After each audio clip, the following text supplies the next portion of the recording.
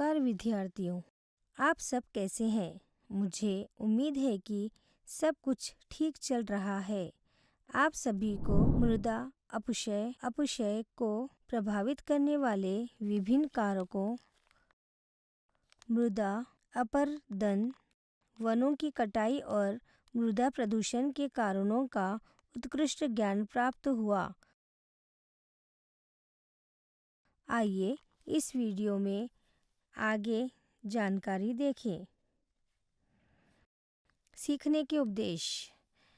इस वीडियो के अंत तक आपको जैव भू रासायनिक चक्र, ओजोन परत के गठन और कमी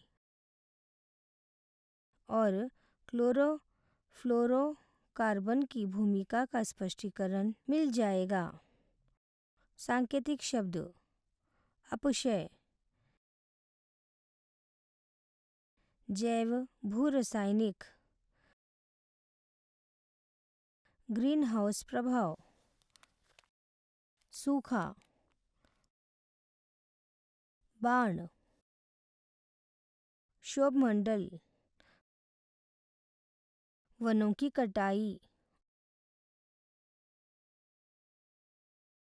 औद्योगिकरण, समतापमंडल। एक पारिस्थितिकी तंत्र के भीतर जीवित चीजें एक पारिस्थितिकी इकाई बनाने के लिए एक दूसरे के साथ और अपने निर्जीव पर्यावरण के साथ बातचीत करती है। पारिस्थितिकी तंत्र में संसाधन अपने ही भीतर पुनर्जीवित होते हैं। प्रकृति विभिन्न रासायनिक तत्वों के बड़े हिस्से को भौतिक अवस्था, रासायनिक रूप और चक्र में विशिष्ट स्थान पर संग्रहित करती है, जो बदले में किसी भी तत्व के किसी बिंदु पर एक अलग भौतिक अवस्था या रासायनिक रूप में जमा होने से प्रदूषण का कारण बन सकता है और पर्यावरण संतुलन को बिगाड़ सकता है। हमें प्रकृति के कुछ चक्रों को जानने की आवश्यकता होगी, जिसमें पृथ्वी पर पोषक तत्वों, जीवित कोशिकाओं के लिए आवश्यक तत्व का पर्यावरण से जीवों तक और कुछ निश्चित मार्गों से वापस आना शामिल है, जिन्हें जैव भू रासायनिक चक्र के रूप में जाना जाता है। जैव भू रासायनिक चक्र जीवमंडल के जैविक और अजैविक घटकों के बीच एक निरंतर संपर्क इसे एक गतिशील लेकिन स्थिर प्रणाली बनाता है। इन अंतःक्रियाओं में जीवमंडल के विभिन्न घटकों के बीच पदार्थ और ऊर्जा का स्थानांतरण होता है। बायोजियोकेमिकल का मतलब है कि पृथ्वी पर पोषक तत्वों के भंडार में जैविक मूल्य के कुछ रसायन हो सकते हैं, जबकि अन्य प्रकृति के मूल में पूरी तरह से अकार्बनिक और जियोकेमिकल चट्टानों और मिट्टी से प्राप्त हो सकते हैं। आइए चक्रों की शुरुआत जल चक्र से करें। जल चक्र। पृथ्वी में ना तो जल जुड़ता है और ना ही वह नष्ट होता है। जल को हाइड्रोलॉजिकल या जल चक्र के नाम से जानी जाने वाली प्रक्रिया में लगातार पुनरानवीनीकरण किया जाता है। पृथ्वी पर लगभग 97% सारा पानी महासागरों में है और केवल 3% ताज़ा पानी है। इसमें से लगभग 2% ताज़ा पानी ग्लेशियरों और ध्रुवीय बर्फ को चोटियों पर स्थायी रूप से जमा हुआ है। इस प्रकार केवल लगभग 1% ही ताज़ा पानी उपलब्ध है। पुनः इसका लगभग 1/4 भाग का 1% भूजल के रूप में मौजूद है। पृथ्वी पर लगभग 0.009% पानी नदियों और झीलों में है। आराम जीवित जीवों के शरीर में मौजूद होता है, जैसे मिट्टी की नमी, वातावरण की नमी आदि। जल प्रकाश संश्लेषण सहित कई जैव रासायनिक प्रक्रियाओं में भाग लेता है। पाचन और सेल्यूलर श्वसन। पानी शरीर को हाइड्रेट भी रखता है। यह पौधों, पशुओं और सूक्ष्म जीवों की कई प्रजातियों के लिए आवास भी है और यह जीवित जीवों द्वारा उपयोग की जाने वाली सामग्रियों के चक्रण में भाग लेता है। वह प्रक्रिया जिसके द्वारा पानी वाष्पित होकर पृथ्वी की सतह पर वर्षा और वर्षा के अन्य रूपों के रूप में वापस गिरता है, जिसमें भूमि से नदियों, भूजल चैनलों आदि जैसे कई मार्गों के माध्यम से समुद्र महासागर में इसका प्रवाह भी शामिल है। जल चक्र के रूप में जाना जाता है। भूमि पर गिरने वाला सारा पानी वापस समुद्र में नहीं जाता। इसका कुछ हिस्सा मिट्टी में समा जाता है और मीठे पानी के भूमिगत भंडार का हिस्सा बन जाता है और झरनों के रूप में या सतह पर कुओं या ट्यूबवेल के रूप में पाया जा सकता है। पानी हाइड्रोजन और ऑक्सीजन प्रदान करता है, जो जीवन के बुनियादी कार्बनिक यौगिकों का एक अभिन्न अंग है।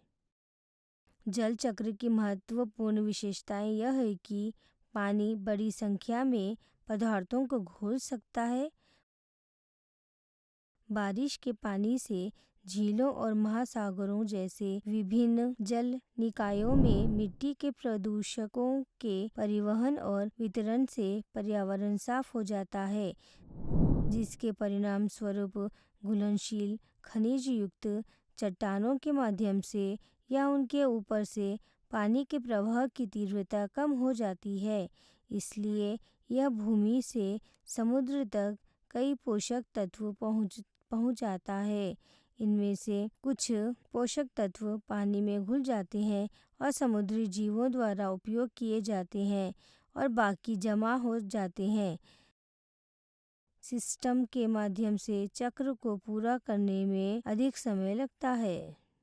वर्षा जल में कुछ हानिकारक पदार्थों SO2 जैसी गैसों और नाइट्रोजन के ऑक्साइड के घुलने से अम्लीय वर्षा होती है।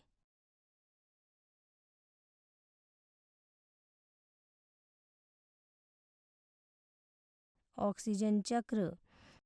पृथ्वी पर नाइट्रोजन के बाद ऑक्सीजन एक प्रचुर तत्व है।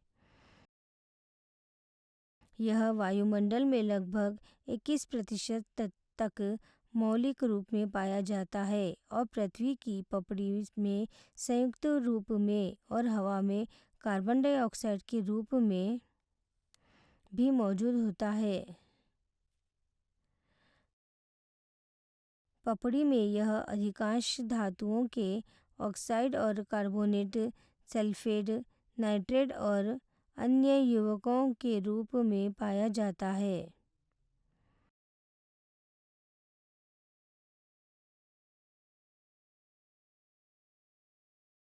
यह कार्बोहाइड्रेट, प्रोटीन, न्यूक्लिक एसिड और वसा या लिपिड जैसे अधिकांश जैविक अणुओं का एक आवश्यक घटक भी है।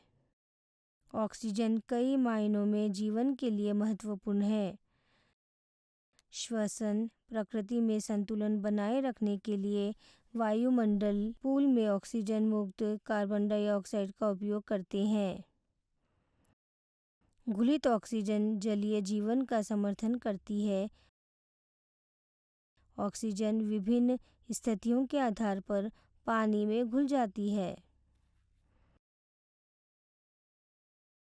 जैविक कचरे के अपघटन के लिए ऑक्सीजन की आवश्यकता होती है। एरोबिक बैक्टीरिया जो जैविक अपशिष्ट पदार्थों को स्थित आवश्यक अकार्बनिक पदार्थों में परिवर्तित करते हैं, जैविक कचरे के अपघटन में मदद करते हैं। यदि इन जीवाणुओं के लिए पर्याप्त ऑक्सीजन उपलब्ध नहीं है तो वे मर जाते हैं और अवायवीय जीवाणु जिन्हें ऑक्सीजन की आवश्यकता नहीं होती है, वे अपना स्थान बना लेते हैं। ये में बैक्टीरिया अपशिष्ट पदार्थ को H2S और अन्य जहरीले और दुर्गंध युक्त पदार्थों में बदल देते हैं। इसीलिए हमें BOD के बारे में जानने की जरूरत है। जैविक ऑक्सीजन डिमांड कचरे को विघटित करने के लिए एरोबिक बैक्टीरिया द्वारा आवश्यक ऑक्सीजन की मात्रा का प्रतिनिधित्व करता है। जैसे जैसे अपशिष्ट विघटित होता है और घुलित ऑक्सीजन का अनुपातिक रूप से उपयोग किया जाता है, ऑक्सीजन की आवश्यकता या मांग बढ़ जाती है, यानी BOD बढ़ जाती है। इस प्रकार BOD है बायोडिग्रेडेबल कचरे की मात्रा का एक अच्छा